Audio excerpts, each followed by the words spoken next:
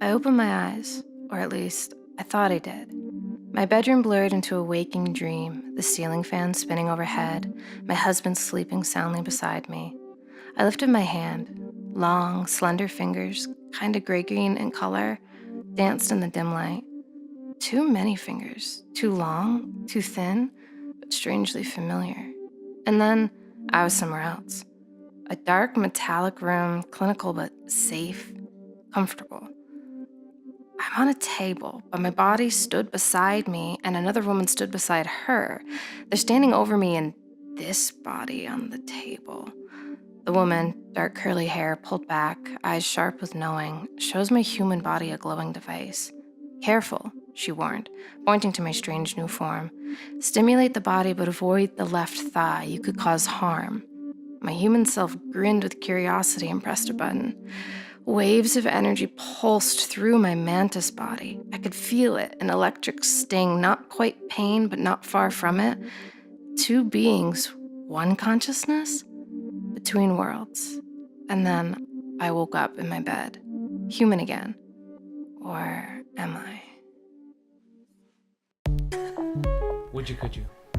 Would you, could you believe it now? A podcast about strange journeys, hidden truths, and wild beliefs. With Sami And Rob.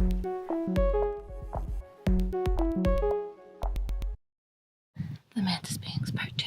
So it's a snow canyon, right? I don't know.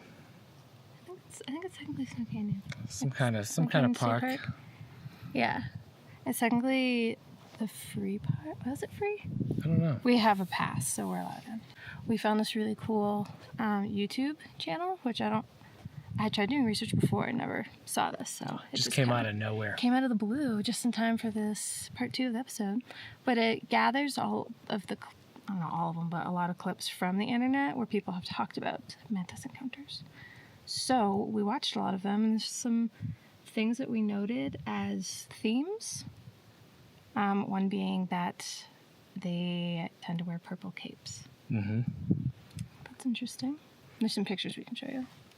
Yeah, it seems pretty weird. What do you got?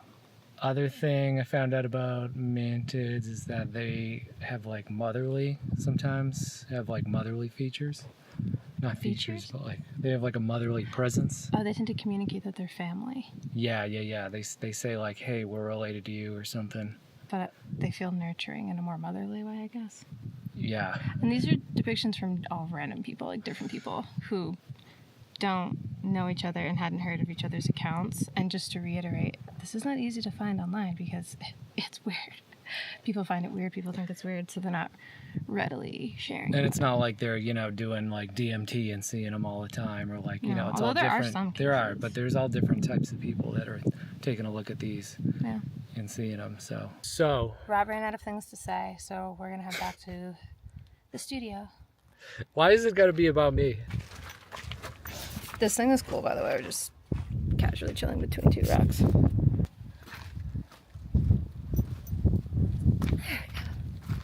Now back to the studio. Now back to the studio. Now back to you, Rob and Sami. Oh my God. This is part 2 to Mantis Beings. Part 2. Would you, could you believe it now? And where we left off, we talked a lot about the ant people and kind of where we were feeling on that. And then we felt like there was a lot more we could say about the Mantis Beings. Oh, I don't know if you guys can hear that. Neighbors are doing yard work. Good timing. Sounds pretty good. We're just going to keep going. Is what it is. Hopefully the microphones will block out the sound. So we found a really cool YouTube channel. Really cool YouTube channel. It is called Mantis Encounters. Yeah. That's pretty cool. And there's some interesting clips that we can show some of them, and we're going to talk about a few of them. Again, feel like they came out of nowhere. All of a sudden, they have over 2,000 subscribers. Yeah. But I had tried looking for specific mantis stuff. After I had my dream experience, which you saw at the beginning, I illustrated it and did a little narration for it, just to be artsy for you all. Hope you enjoyed it. But after I had that experience, I'm still neutral. Like, I don't know, dream, I don't know. But because I have had precognitive dreams, meaning dreams where certain things happen and then they actually unfolded in my reality, I don't dismiss dreams so easily now. So I wanted to research this and see what other people, I don't know, if they had similar experiences, and had a really hard time finding stuff online. I looked on YouTube, I was keyword searching, and I did not find this account. So it's a little interesting that we have it now. And Rob found it. I found it. Yeah. Deep dive. So some of the things, yesterday we did go into Snow Canyon, and we were talking a little bit about it. So we have some clips there that will show. But we wanted to share a few of them and talk about them. Let's see. What one did you want to talk about? I forget the one where they actually drew out the illustration of the... Well, it's Simon It's Parks. this one right here. Yeah. But there's more than just Simon Parks. There's a lot with people doing shrooms and DMT, and they're seeing them too. Pretty crazy. Oh, David Huggins. There's also clips on here if you haven't seen that. What's the show called? Ooh. This is the romantic encounter, correct? Yes. I mean, it's more than just that, but yeah, David Huggins is part of, he believes to be a part of like a hybridization process, which a lot of people report with Greys and Mantids, that Mantids are running these programs, which is... I forget what the name of the show is. Or it's like a limited... It's just a documentary. I don't even think it's a Love and limited... Saucers. Love and Saucers. Love and Saucers. It's pretty good. It's interesting. And he is an artist where he's depicted in paintings a lot of his encounters. And it follows his story with this when it first started. And yeah, his story is pretty wild because he had physical encounters, which he was awake for.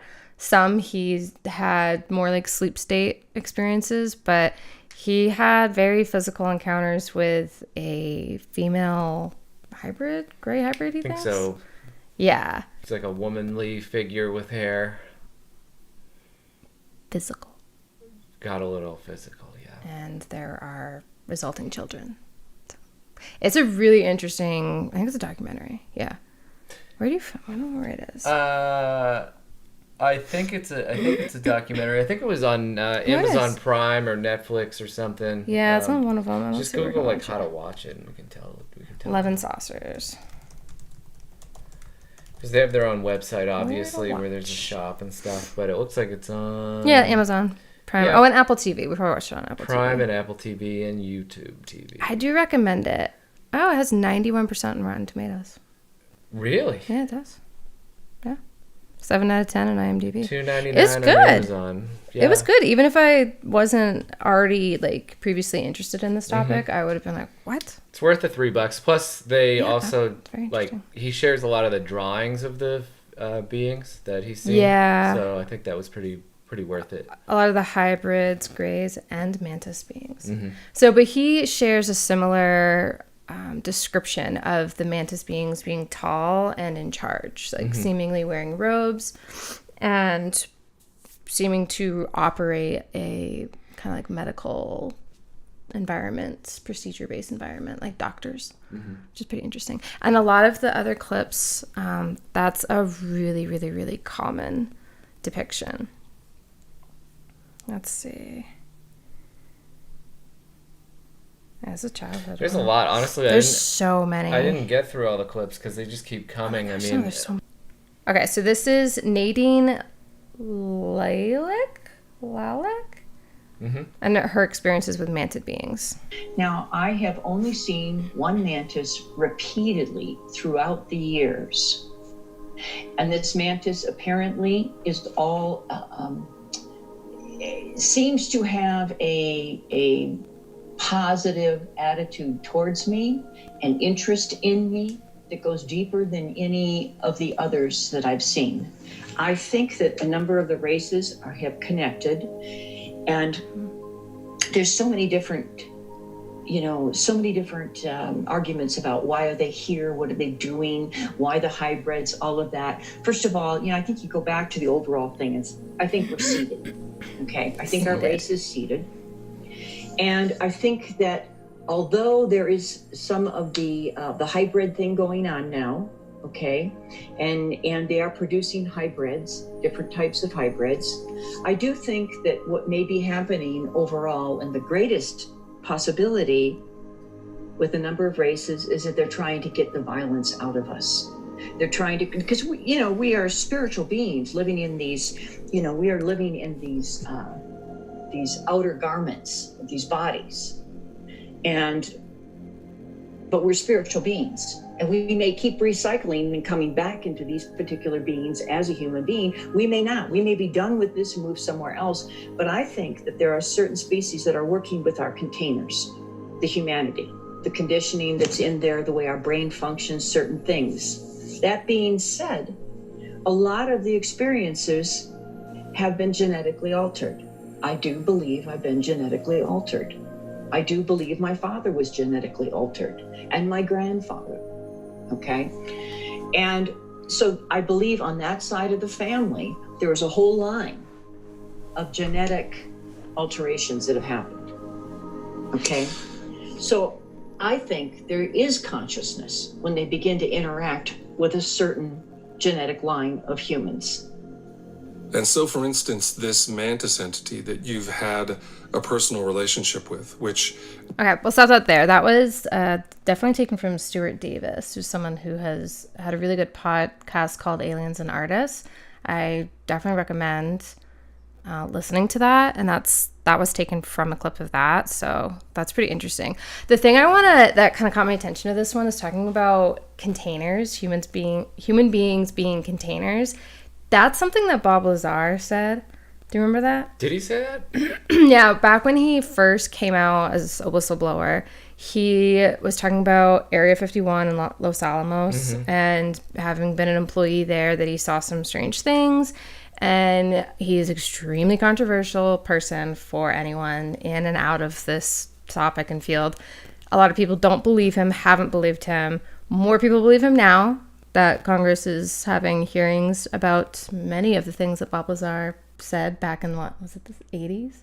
I want to say it was late 70s, early 80s. Like a while ago, he started talking about this stuff and popularized a lot of these concepts. But one of the things he said is that he came across some documents that were classified. I'm pretty sure they were classified. And maybe it wasn't. I don't know.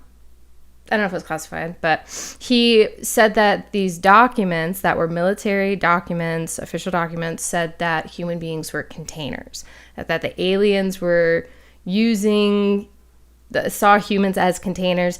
And the way he said it, and I think the way it was interpreted by people, was very negative, as if we are our bodies and we're just being used as containers to store something for aliens, right? Mm-hmm. So the humans being containers thing is presented pretty negatively, but I do like the way Nadine talks about it here. I think it's refreshing to hear different perspectives. We're still using the same keyword, container, but we're saying it very different, in a very different context. I feel like the way Bob Lazar, like his version of it, is that it's like identifying as the body, like we are the human body.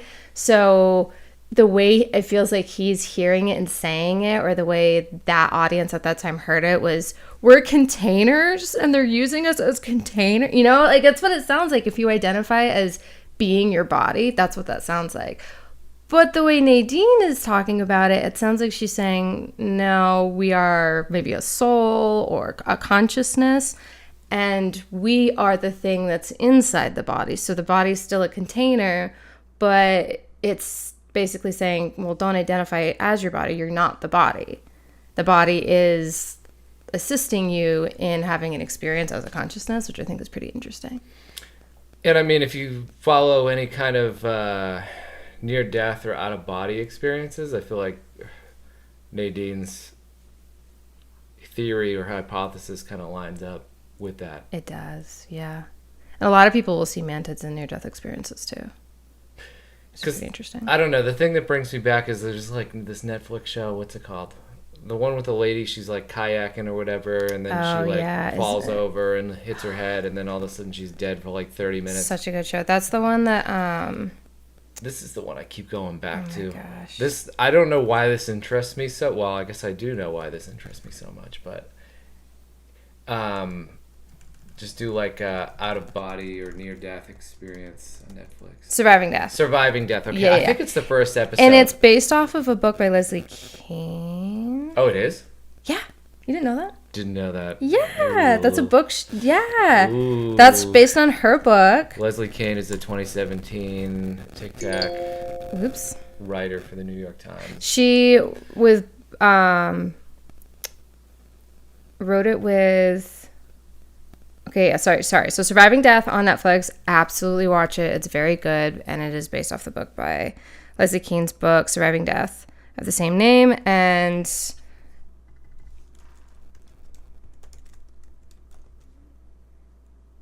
who's the other author? I don't know. No, but I know it. Ralph Blumenthal. Ralph. And Helene Cooper. Okay, so Blumenthal. yeah, Leslie Kean wrote the New York Times article "Glowing Auras and Black Money" with Ralph Blumenthal and Helene Cooper. Mm-hmm. So that was in the New York Times. That's when they exposed the black budget program that they found. Like, you know how there's a few years ago everyone's talking about there's billions of dollars missing from the U.S. budget. Where did it all go? Basically, they're like, we found it. We found it. It's been going to these contractors, these military government contractors to reverse engineer crafts, UFOs. And then, of course, now Congress just continued to hear about it. I feel like a lot of like mainstream people do not know this. I just No. want to say, which is part of why we also wanted to have this podcast, because I'm like, what are you guys doing? You don't know about this? I feel like this is a really big deal. And I think we hear a lot of people say, oh, well, you're still recording, right? Okay. Yeah, you? Like, there's so much going on in the world. Like, I don't have time for aliens. Yeah, there's a lot going on in the world, which is exactly why you should make time for aliens. You should make time for this topic, because this is a really big, like, just earth-shattering revelation that we're, as a humanity, we are not alone in the universe, not even in our galaxy, maybe not even on our planet.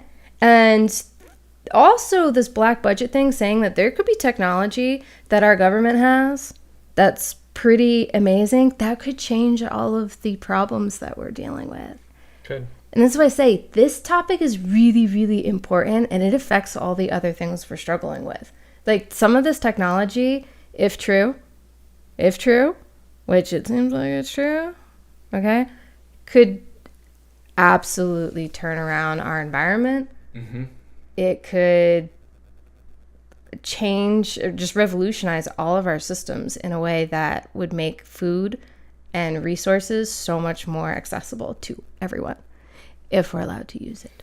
Can I finish? Do you understand? Can I finish my thought on the? Yes, now you can. Okay. All right. Thank you.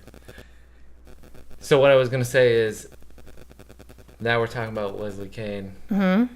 I'm talking about Surviving Death on Netflix. Mm-hmm.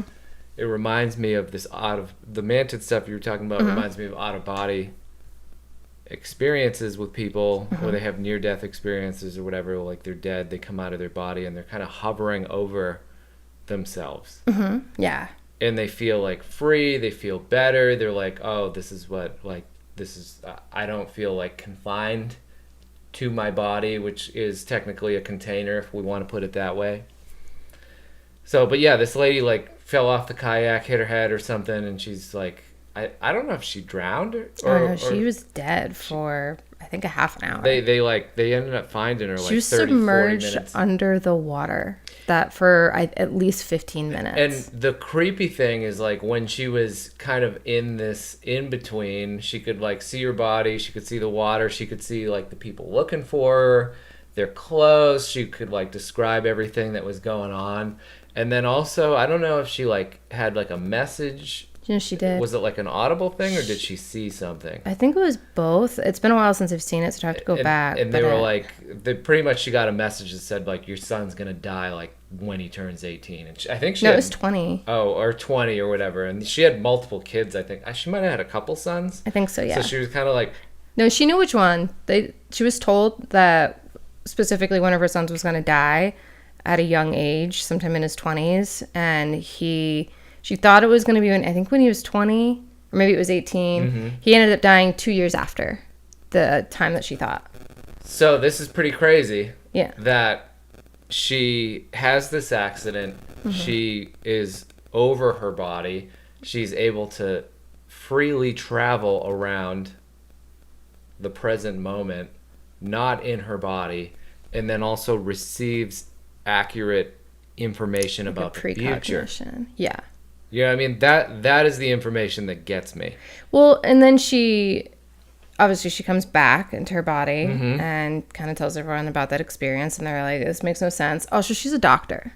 She's a medical doctor. Yeah. So it kind of really changed her, because she knows about this stuff. Like, I think she worked in emergency rooms too, so she's like, this shouldn't have happened. She's not like, oh, I'm going to go to like backpacking in Europe and take ayahuasca, maybe do like, DMT or whatever. Right. Like, she's not. She was like a really health nut medical doctor, was on a kayaking trip. Very well I'm pretty sure she educated. broke her spine in that. Yeah, anyway, yeah. But so that's where I'm going with it. Yeah, she has precognition, but she also said in that this experience helped her with the grief of losing her son.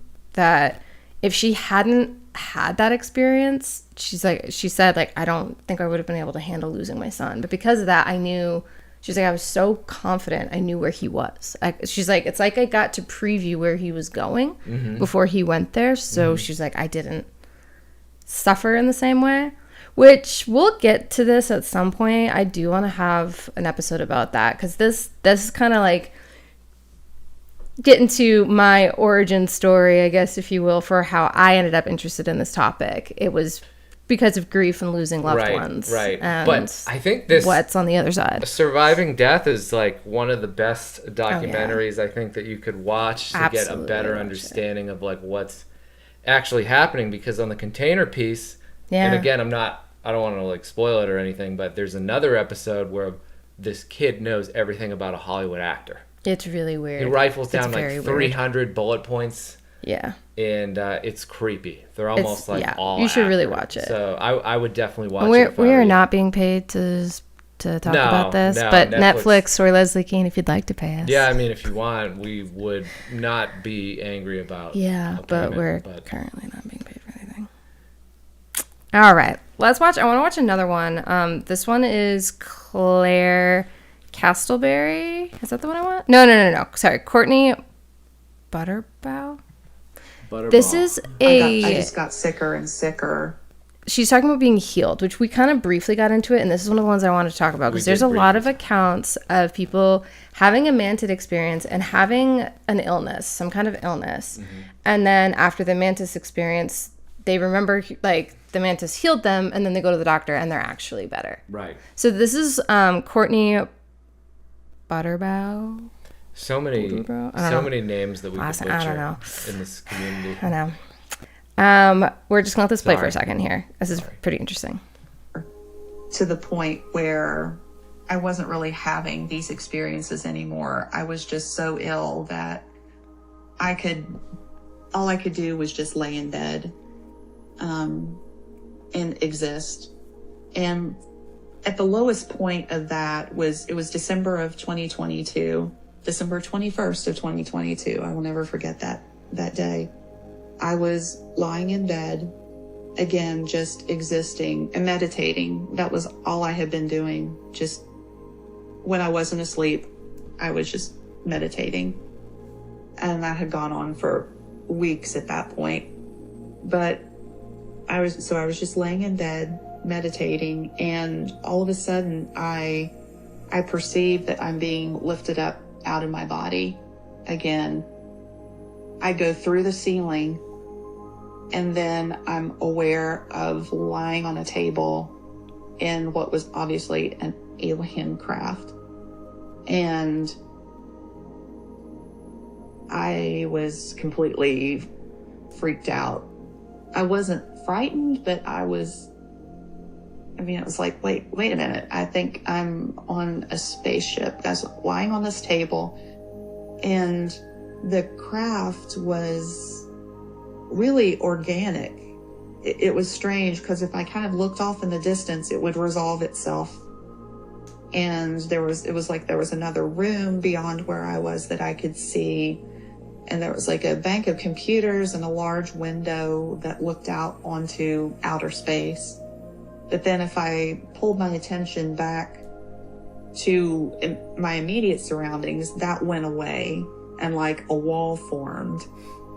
And I was aware of there being these gray beings around me, tall. I mean, they were tall, but they were your stereotypical grays.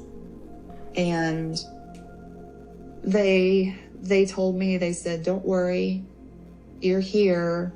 You know, we've been with you your whole life. Like, we've been doing this your whole life. Don't worry. We're just examining you. And they had this scanner type thing, and they ran it down my body, and I could feel like my body being taken apart molecule by molecule, and then like being put back together. And this was all telepathic.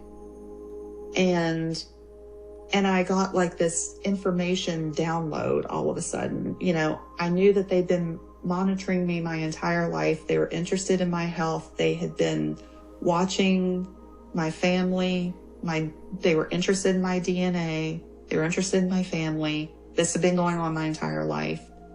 And just these thoughts came into my mind while they were doing this scan. And then as the scan completed, this giant praying mantis appears at my feet at the end of this thing. And I'm like, what is happening? Because I knew nothing about this. I had no idea. I'm like, why is there a big praying mantis? Well, what is happening? This is not rational. I don't even know what's happening. And that mantis being, again, so much love. And I felt that same energy in my heart chakra area that I had felt when I was with my spirit guide, when we went to that other realm. It was that same energetic signature when I saw this mantis. And this mantis was like, it's okay. We're your family. You're loved. Everything's going to be okay. And then then I was back to kind of communicating with the grays again. And there was this holographic screen that they started showing me, this really sped up film of like hieroglyphic symbols and images of like sunrises and oceans and nuclear bombs going off and natural disasters, you know, floods, earthquakes, wars.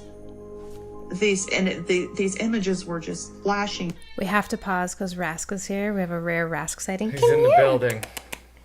You want to say hi?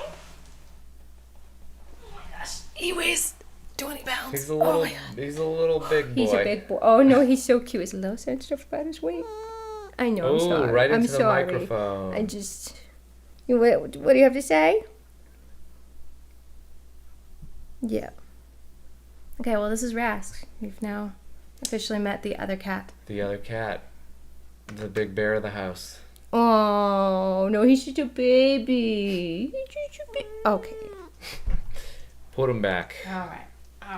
Back into the wild. Okay, we'll stop this here because this could go on really long. So I think it's interesting. What she's talking about is also really common, like being shown clips of disasters happening on Earth, basically.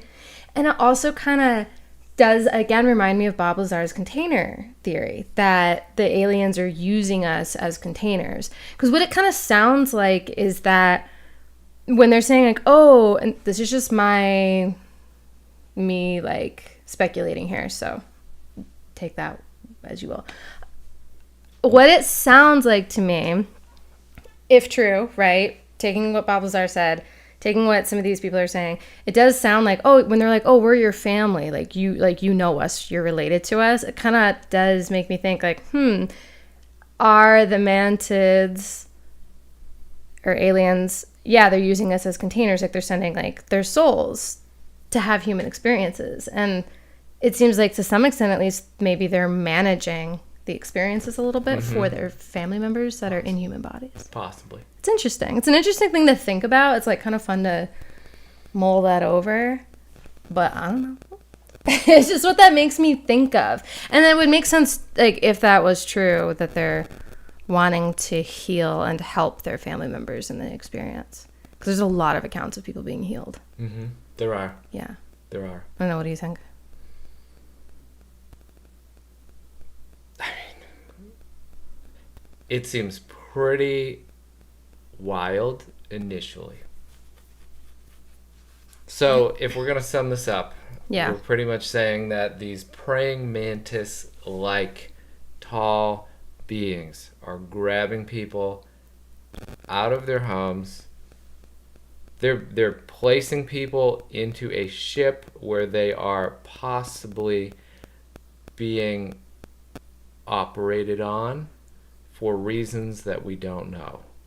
Well, if we go based on what Mantis beings have said to the people, it sounds like they're saying, well, it seems to be one of two things. They're either taking people for the purposes of the hybridization program, which has been reported a lot, where they're using their genetics to, when I say genetics, I mean like their fertilization genetics, to create hybridized human beings with other alien forms.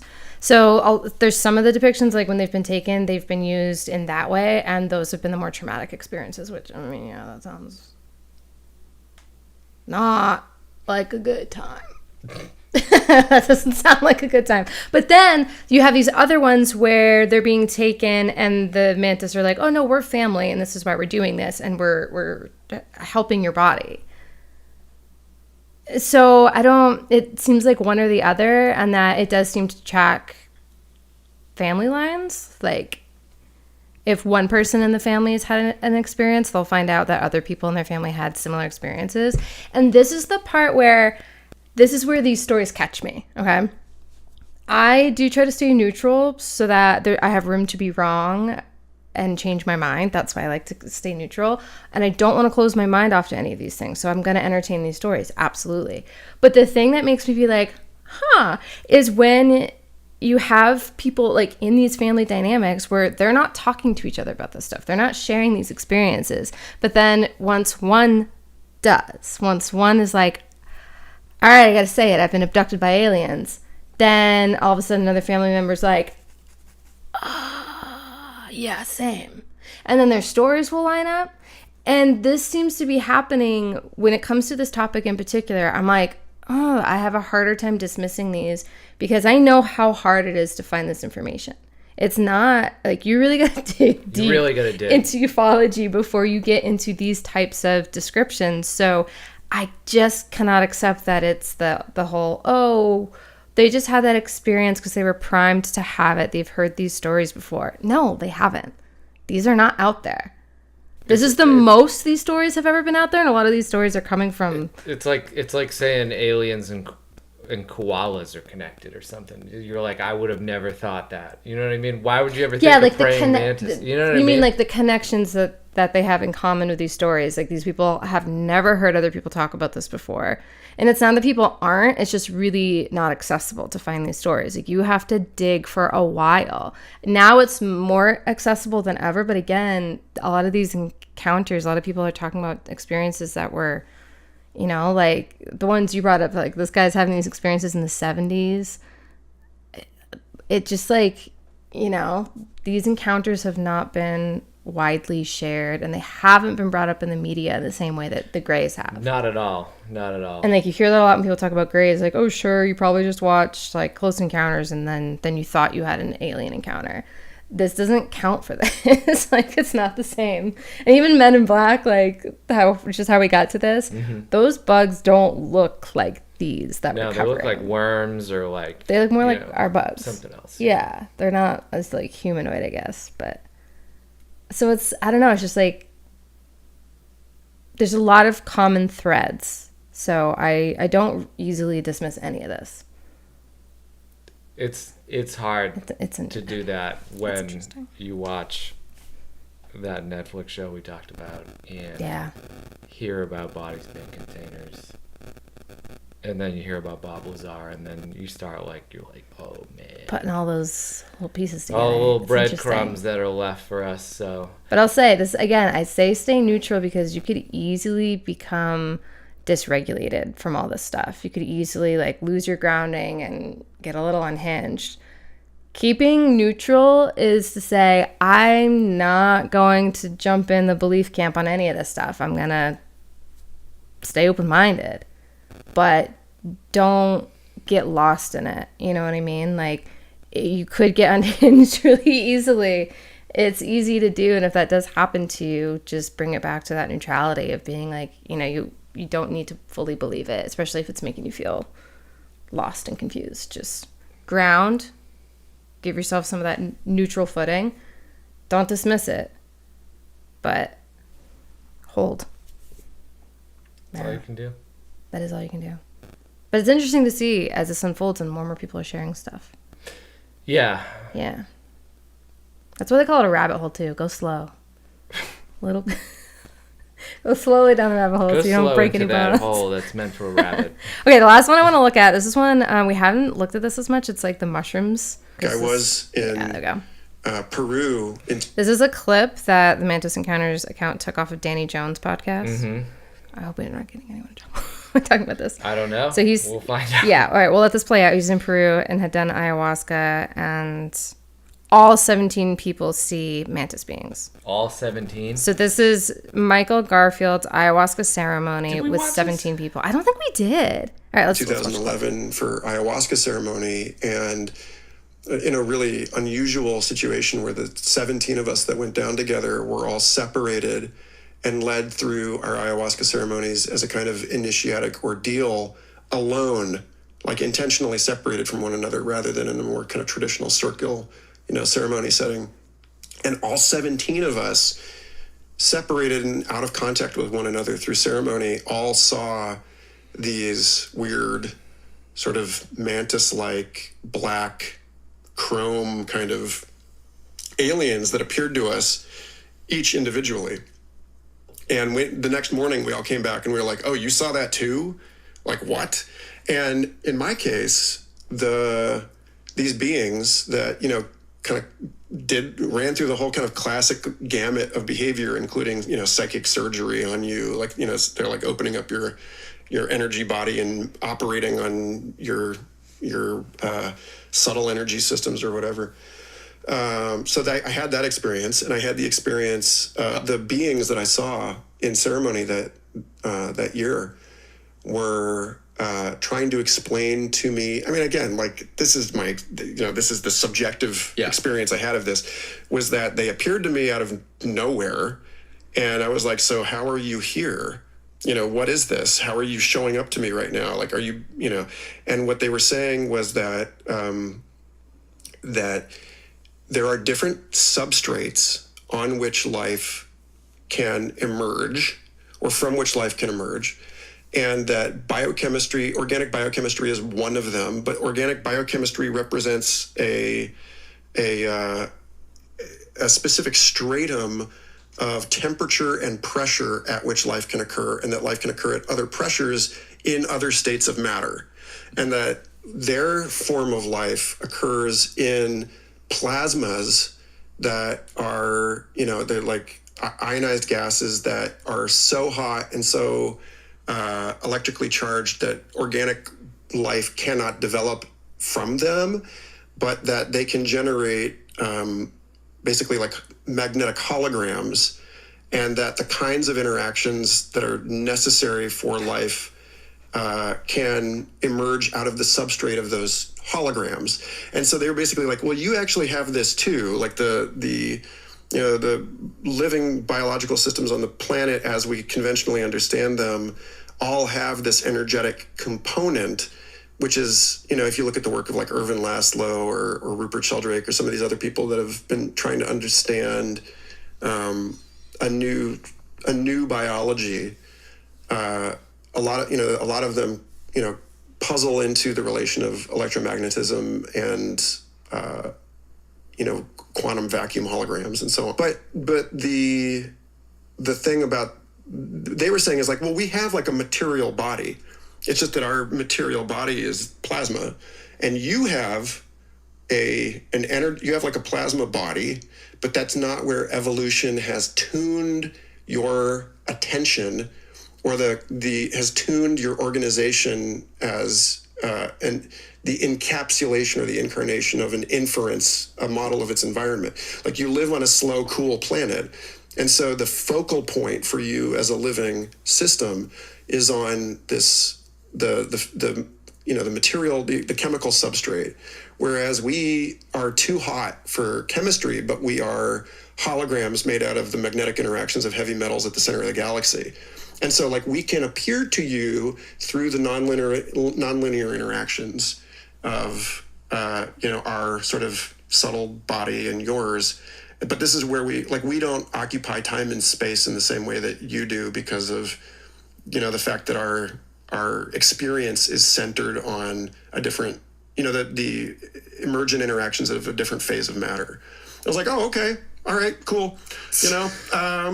Noted. Yeah, noted. So like, but they were basically like, look, there's nothing supernatural about this. There's nothing, this is the same physics that you have. This is the same, substrate for biology on a very general level, but like you can't, like your eyeball would dissolve instantaneously if you tried to like actually physically co-locate with us. And the only way that we're able to appear to you is kind of like remotely through this spooky action at a distance or whatever. Did it seem like they were far more advanced than we are technologically? I mean, or what is technology? More enlightened than we were? Were they a superior being to us? Can this showing up, communication happen in the reverse? Okay. 5 new words I've learned, by the way. Gonna have to process this for a second. Dropping quite a bit of vocabulary I've never heard of. That was fascinating. I'm just gonna... What I managed to process from that, I can't say that I caught all of that, but... Oh, that makes me feel better. Yeah. Basically, what I gleaned from that is that they have plasma bodies that cannot materialize in the same 3D structures that we can. Right. And that it has to do with physics and temperatures. Right. But that Pressure. there's some consciousness that basically can be infused into the 3D space. Yep. Which kind of makes sense with what we were talking about before, if I'm understanding Michael Garfield properly, which I totally might not be. So again, do with that what you will. Good job pronouncing his name, by the way. Thank you. Yeah. Like 1 for 5 today. That's because of Garfield, the comic. That's the only reason I know how to say that. Okay, and it's what it seems like. It kind of might support, if I'm understanding it properly, the container theory, right? That's big if true, but it does kind of, again, support the same concept that, well, in that form, they can't materialize that form. So that's why we're only going to see them in these like liminal sleep-like states, because that's kind of what it feels like is purely a consciousness state. It's not necessarily a physical state, but there is an experience of body, but it's not like this. It's not as solid. Which would, again, make sense with what they're saying, but that they're saying that, well, humans kind of have these dual states. Like, we can be that kind of more plasmatic, I don't know. It sounds right. Plasmatic state. Right? I gotta look that up. Is that a word? It's plasmatic. Just make it up. Plasmatic. It's a band and a staffing agency. Oops.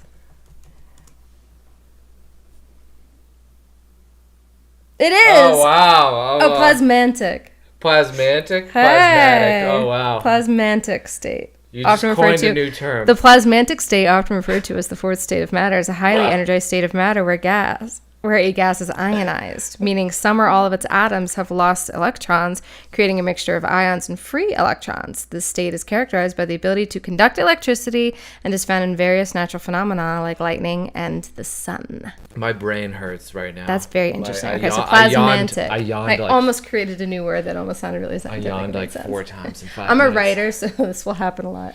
Okay, so plasmantic state. So they exist in a plasmantic state, potentially, if we're understanding any of that, even remotely correctly.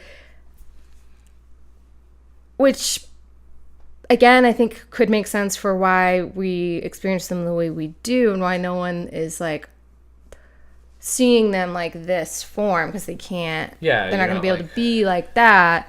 But it's more of like a consciousness form with a light body, which you've heard that referred to a lot, which a lot of people are saying, hey, that's plasma. There's a lot of studies being done right now on plasma. So it would make sense to see them as you're like dreaming or like in between or...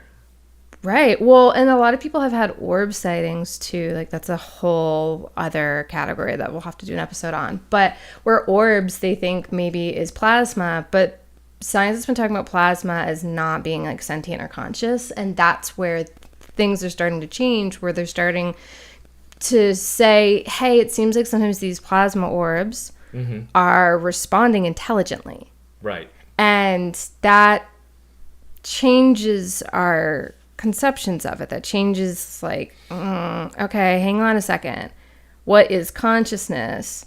Like we're still trying to have this consciousness conversation and to define it. And we've had to really widen our parameters for what we think that is. And part of it is to track things that seem to be mimicking intelligence that we've recognized in ourselves.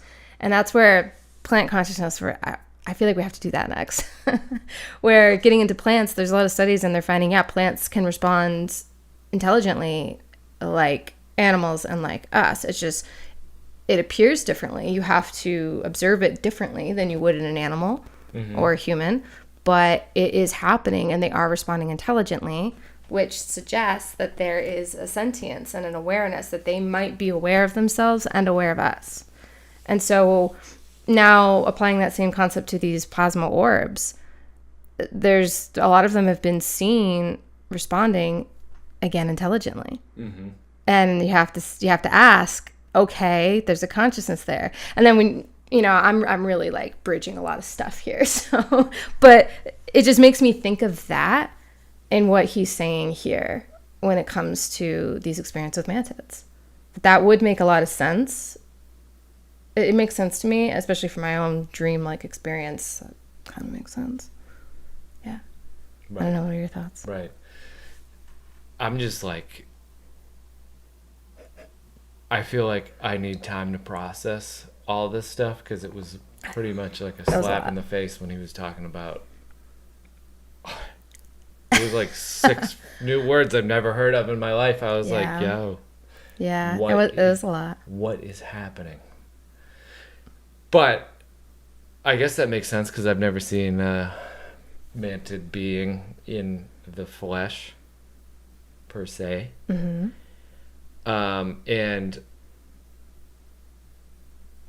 that's pretty interesting. Yeah, there you go. It's pretty interesting because I'm like, oh, believe it when I see it, but like you can't like see it in the physical. You have to ask the question. I love that you brought that up. Believe it when you see it. Define seeing, please. And we're going to have to do another episode. No, this is happening in this episode right now. We're going to have to do another episode on what are dreams. Because if you weren't there, did that dream exist? Okay, first off, let's define seeing. This is good. I got 10% battery. Okay. The brain sees by processing visual information received from the eyes, not by seeing directly in the way eyes do. Okay? The brain's visual cortex, along with other brain regions, regions, analyzes visual input, interprets it, and constructs a coherent visual representation of the world. This process involves extracting features like edges, shapes, colors, and depth from the raw visual data. So, eyes as visual sensors. The eyes have photoreceptors, rods and cones in the retina that are sensitive to light. These photoreceptors convert light into electrical signals. These signals travel through the optic nerve to the brain, and then the brain processes it into an image that we see. So this is why when people say that, oh yeah, we'll believe it when I see it. What you see is based on the photoreceptors that you have. Right. Okay, I think I said photons in the last episode. I've jumbled my words. Plasmatic. Photoreceptors, okay? So if you don't have... There are things that exist in the world that we don't have photoreceptors to see. Right. Yet we know they exist. Yeah. Okay? Because we've been able to observe them in a scientific setting. And there are other animals and bugs and living things, plants too, that do have the photoreceptors to experience them. So we know this is true based on our science that we love to trust in this society. You believe it when you didn't see it. The electron. We're getting back to the electron, yes. You had never seen a photo of one. We saw a photo of one, but you fully believed it before seeing one. And I say this about consciousness too. We don't really understand what consciousness is, yet we do readily believe that we are conscious. We believe in our own consciousness because we're experiencing it, even though we don't actually know how to say what it is. We're confused on this. Because we can see it. Can we though? I mean, No, we have an experience of consciousness, and therefore we believe it. It's important to separate these distinctions because experiencers get cast aside a lot because, oh, yeah, sure. Well, I've never had that. I'll believe it when I see it. Okay, but maybe you did, and you didn't believe it when you saw it. Mm-hmm. Okay, so, and yes, getting to your point about dreams. What are dreams? What are dreams? Where are they coming from? What is this experience? And who are we to say whose experience is a legitimate one just because other people share it or not legitimate? But hey, these are being shared by a lot of people. And some of these dreams come true. Fair point. Yeah, maybe we do need to cover dreams in the next episode. We do. Okay. I think we should. I think so, because this has taken us there quite a bit. Let's wrap up the mantis, though. Yeah, let's When it comes to the mantis. I'm at 4%. Okay. On your camera? On my camera. Oh, okay. So, mantis beings, where do you fall now in your beliefs? 7 out of 10. Yeah. 7 I think out I'm of pretty 10. high. I do feel it's important to say that I want them to be, like, I want to believe this. Like, I have to, like, put that out there that I am going to lean towards belief in them because I think it's fascinating and I want it to be true. But I didn't always used to be that way. Like, as I've learned about it, I've gotten really interested by it. And that's, like, learning about it has made me want this to be true. So I can't say that I've always wanted them to be true. And that's why I believe it. I never believed in it and thought it was really crazy and wild. But I'm pretty high up in my belief, too. Yeah. Okay. So you think next episode, dreams? I think dreams. Not plant consciousness? I think dreams. All right. I think so too. Dreams, maybe sleep paralysis. Dreams, okay. Yeah, I like this. So we're gonna break down. We're gonna do as much research as we can about dreams, what science says about it, what indigenous cultures say about it. I'm always gonna bring it back to that because I don't think that gets talked enough a lot in this space with these more mainstream podcasts on the topic. So I'm gonna do it. If I don't see it, I'll say it.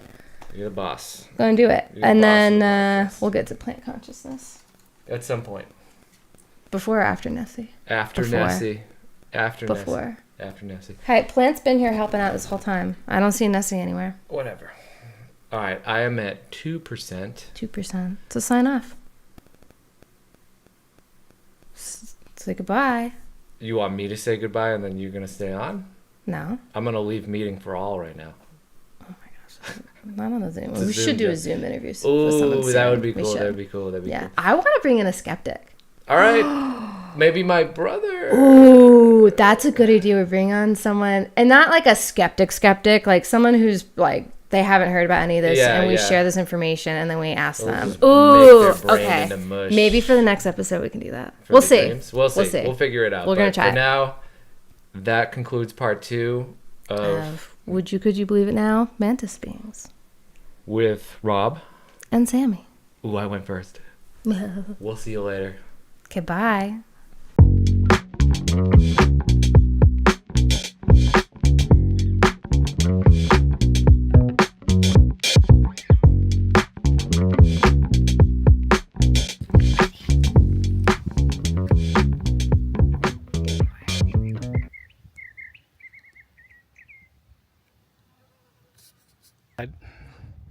Are like older now. Just a reminder. Gross, that's flipped my face. Looking at you. But then some of them seem like their encounters are like, is it even worth like helping humans? Like they seem a little bit more indifferent or even annoyed. Mm-hmm. Which I can't blame them. I'm annoyed with us. Yeah, she is. Like a 7 out of 10 usually. On most days, 9 out of 10. Or use it as art later. Or get mystery dirt in your mouth. That's what you get for trying to help. You know what nature. time? Do you know what time of the day? Yeah, like on the good days. Yeah. Pretty ugly. Behind the scenes. Maybe we'll show you one day. I mean, you see who I live with, right?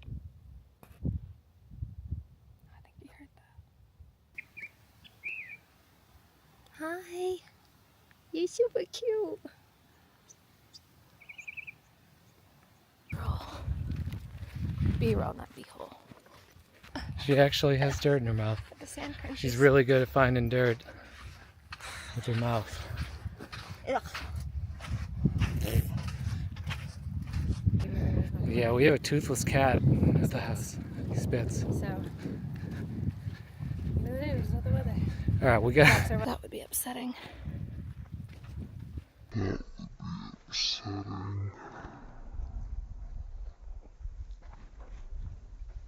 Everything's gonna go this way? Oh, horse poop. Really gross. Sounds gross. She's spitting. Here she goes. Yeah, he's really happy. He's standing on a hill right now, so he looks much taller than me. 5'7", 5'8" on my license. Not so tall now, huh? Cool.